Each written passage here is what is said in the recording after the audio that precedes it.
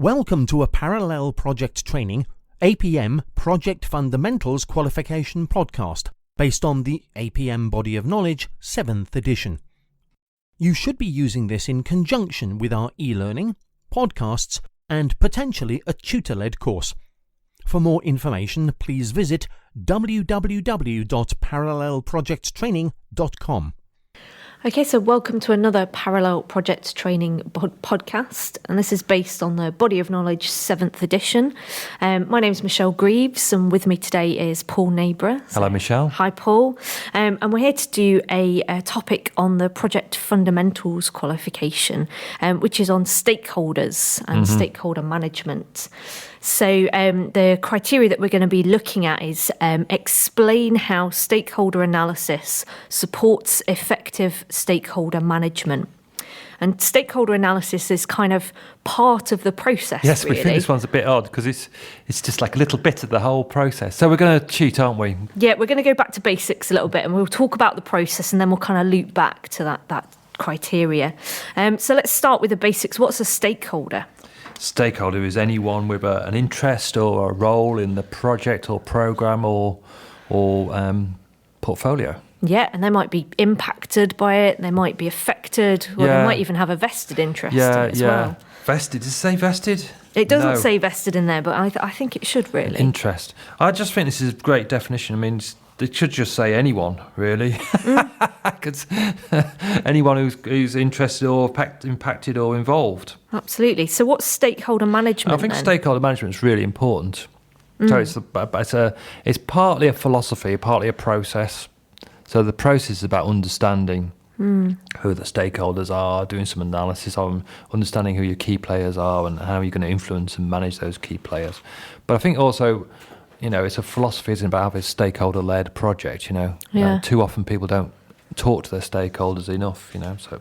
We can be quite, almost quite reactive with stakeholders, and what we want to be is much more proactive and engage especially them. if I think back on my career, especially when you're new to a project, you can be a bit sort of like lack the confidence to go and engage with those stakeholders. So, at the PFQ level, I think, the takeaway thing from this bit is go out and find out who the stakeholders are and talk to them, really. Because if we engage the stakeholders, we're more likely to have a project that succeeds. Yes, because you'll find out what they actually want. Yeah, absolutely.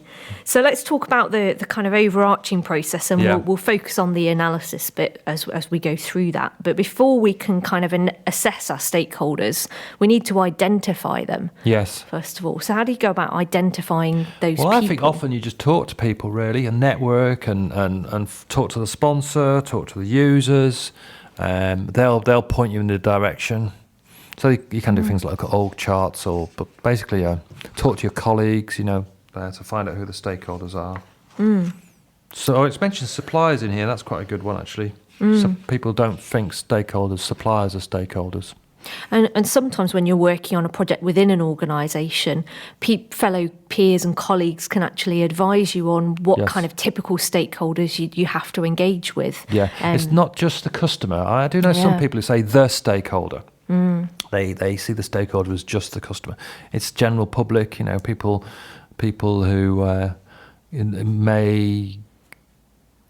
may not know them at first, they're still stakeholders in the project. Yeah, absolutely. And it's those ones that are even more important to think about, I think. So we've got this big list of stakeholders, groups, individuals, people, and we then want to assess or analyse them. And we tend to do this in a grid.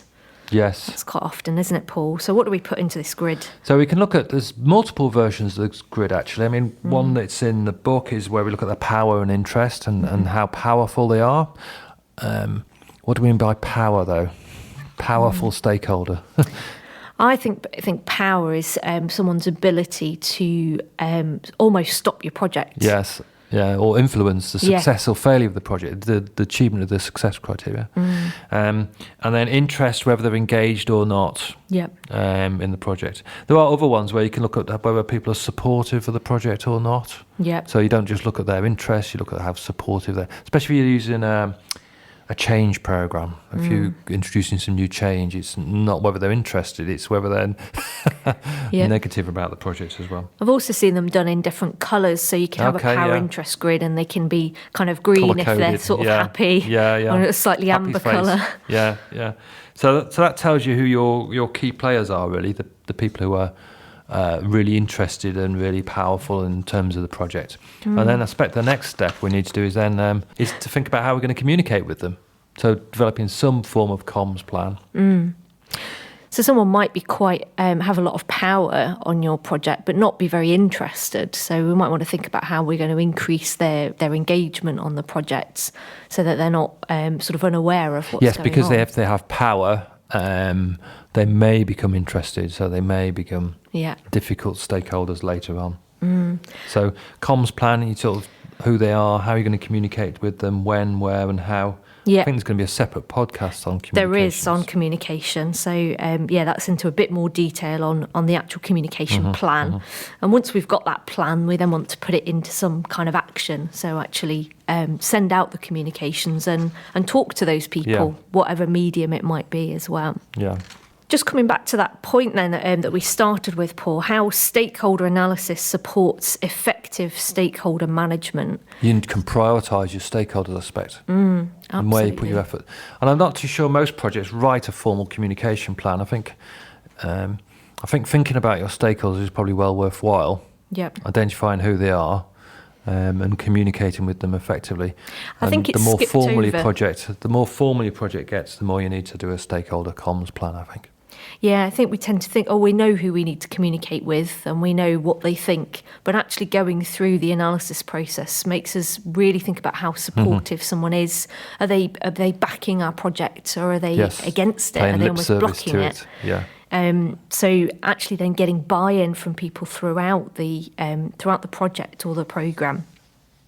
And that's going to mean that our product's going to be more likely to succeed. It's going to be more accepted come the end. So I think it's a really important thing to do, actually. Good. Great. Thank you very much. We hope you enjoyed this podcast and found it informative. To find out about our training courses, e-learning or tutor-led course, please go to www.parallelprojecttraining.com.